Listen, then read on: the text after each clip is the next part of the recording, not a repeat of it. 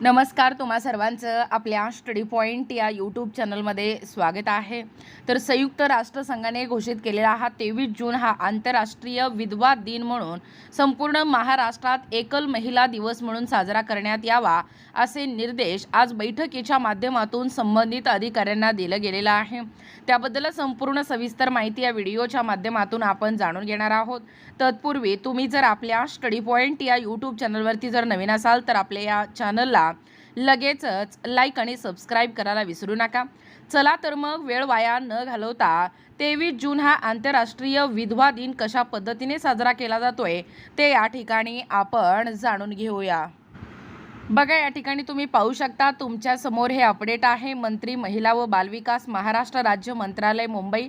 विषय आहे दिनांक 16 जून 2026।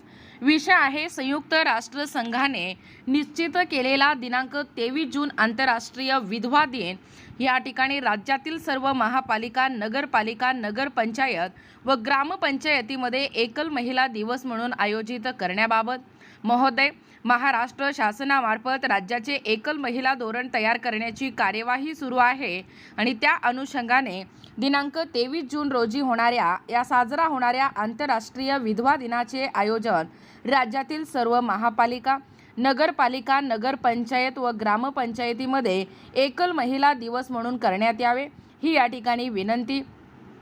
सदर कार्यक्रमामध्ये विधवा या शब्दाऐवजी एकल महिला ही संज्ञा वापरून गाव शहरातील सर्व एकल महिलांना निमंत्रित या ठिकाणी करण्यात यावे व त्यांच्या समस्या, अडचणी आणि अपेक्षा व शासनाकडून आवश्यक असलेल्या उपाययोजनेबाबत चर्चा या ठिकाणी आयोजित करण्यात यावी। या कार्यक्रमात पुढील बाबींचा या ठिकाणी समावेश करण्यात यावा।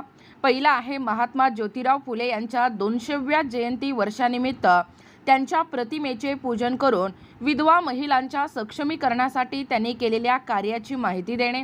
दुसरा आहे उपस्थित महिलांच्या शासकीय कागदपत्राबाबतच्या अडचणी जाणून घेणे आणि आवश्यक असे मार्गदर्शन करणे व आपले सरकार या पोर्टलसह विविध माध्यमातून त्या सोडवण्यास मदत करणे।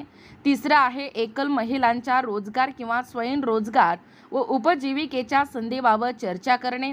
चौथा आहे बचत गटात नसलेल्या महिलांना बचत गटामध्ये समाविष्ट करण्यासाठी प्रयत्न करणे व बचत गटाच्या माध्यमातून रोजगार निर्मितीबाबत मार्गदर्शन करणे। पाचवा आहे एकल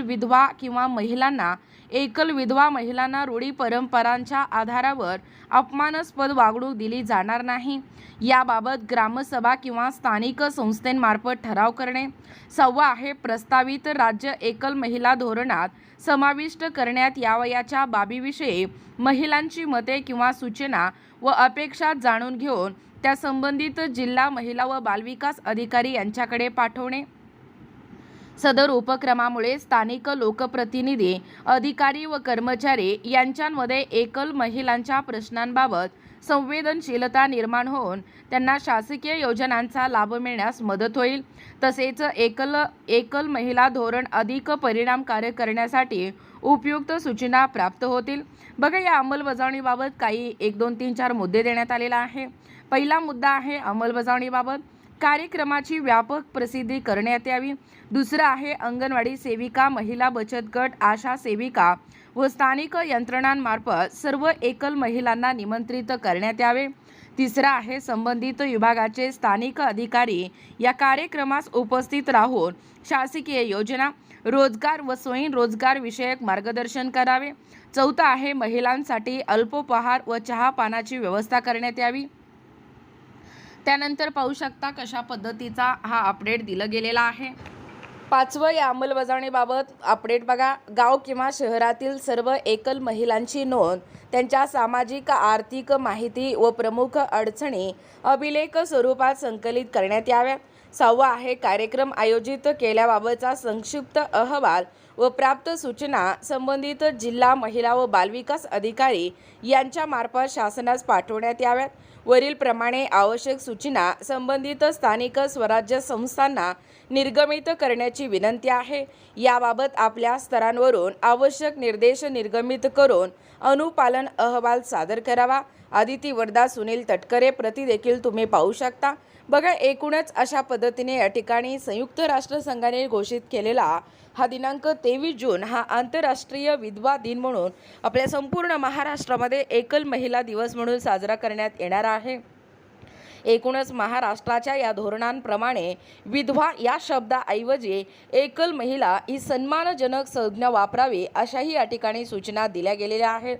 याबद्दल संपूर्ण सविस्तर माहिती या व्हिडिओच्या माध्यमातून जाणून घेण्याचा प्रयत्न केलेला आहोत. अशाच प्रकारचे नाविन्यपूर्ण व्हिडिओ पाहण्यासाठी किंवा अशाच प्रकारच्या ताज्या घडामोडी पाहण्यासाठी आपल्या स्टडी पॉईंट या यूट्यूब चॅनलला सबस्क्राईब करा. भेटूया पुढच्या नवीन व्हिडिओमध्ये. तोपर्यंत धन्यवाद.